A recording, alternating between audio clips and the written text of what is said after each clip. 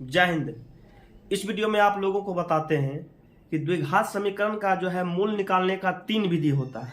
पहला विधि आपका गुणनखंडन विधि होता है, दूसरा विधि पूर्ण वर्ग विधि द्वारा मूल निकाल सकते हैं, और तीसरा विधि जो आता है द्विघाती सूत्र का प्रयोग करके मूल निकालने के लिए। तो आज के इस क्लास में आप लोगों को द्विघाती सूत्र के बारे में बताएंगे, और आपको ये भी बताएंगे कि द्विघाती सूत्र के आधार पर आप लोग मूलों की प्रकृति पता कर सकते हैं कि मूल वास्तविक होगा कि अवास्तविक होगा, समान होगा कि असमान होगा। तो आप लोग वीडियो में बने रहिएगा अंत तक, ठीक है। और ये इंपॉर्टेंट सा टॉपिक है, एग्जाम में हर साल यहाँ से क्वेश्चन आपको मिलेगा।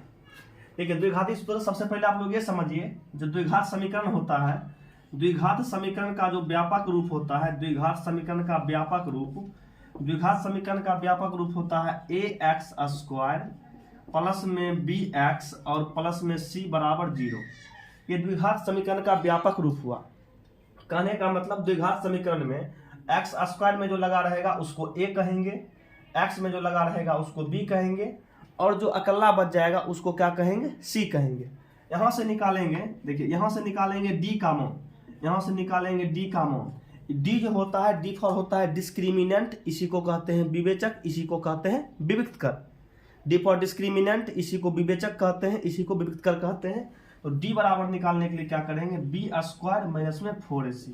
d बराबर क्या करेंगे, b² माइनस 4ac। अब देखिएगा d का मान 3 कंडीशन में। पहला कंडीशन d का मान 0 हो सकता है।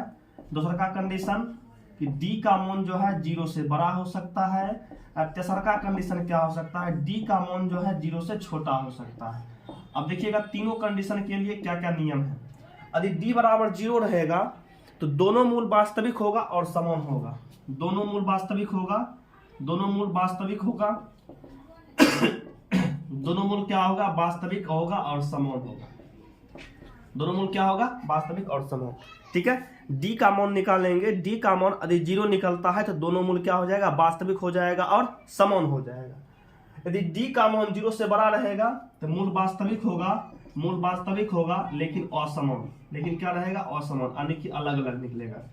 ठीक है, अलग अलग निकलेगा। d का मान 0 रहेगा तो मूल वास्तविक और समान, d का मान 0 से बड़ा रहेगा तो वास्तविक और असमान हो जाएगा। ठीक है, और d का मान 0 से छोटा रहेगा तो इसमें निकलेगा कोई वास्तविक मूल नहीं, कोई वास्तविक मूल नहीं। समझ गए। d का मान 0 आएगा, मूल वास्तविक और समान। d का मान 0 से बड़ा आएगा, मूल वास्तविक और असमान। d का मान 0 से छोटा यानी कि माइनस में आएगा तो उसका कोई वास्तविक मूल नहीं होगा, उसका हल नहीं होगा, उसको वहीं छोड़ देना है। देखिए ये कंडीशन में d का मान 0 रहे या d का मान 0 से बड़ा रहे, तब जाकर के क्या करना है, तब जाकर के यहाँ से x का मान निकालेंगे। इसका सूत्र होता है माइनस में b प्लस माइनस √d और बटा में क्या हो जाएगा 2। इस मान पर रखिएगा और यहाँ से है 2 मूल निकल जाएगा। तो यही जो है द्विघाती सूत्र हुआ।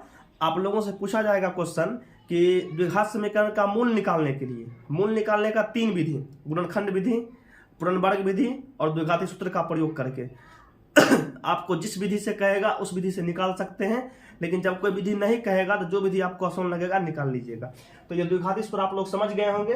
तो नेक्स्ट वाले वीडियो में इस पर आपको क्वेश्चन भी करवाएंगे। ठीक है, तो ये फॉर्मूला आप लोग कंप्लीट कर लीजिएगा, और ये तीनों बात आप लोग याद रख लीजिएगा। d बराबर 0 तो मूल वास्तविक और समान, d का मान 0 से बड़ा तो मूल वास्तविक और असमान, d का मान 0 से छोटा होगा तो कोई वास्तविक मूल नहीं होगा। d को क्या कहते हैं, विवेचक, इसी को कहते हैं विविक्त कर। तो इस वीडियो में इतना तक रहने देते हैं, मिलते हैं नेक्स्ट वीडियो में क्वेश्चन के साथ। जय हिंद।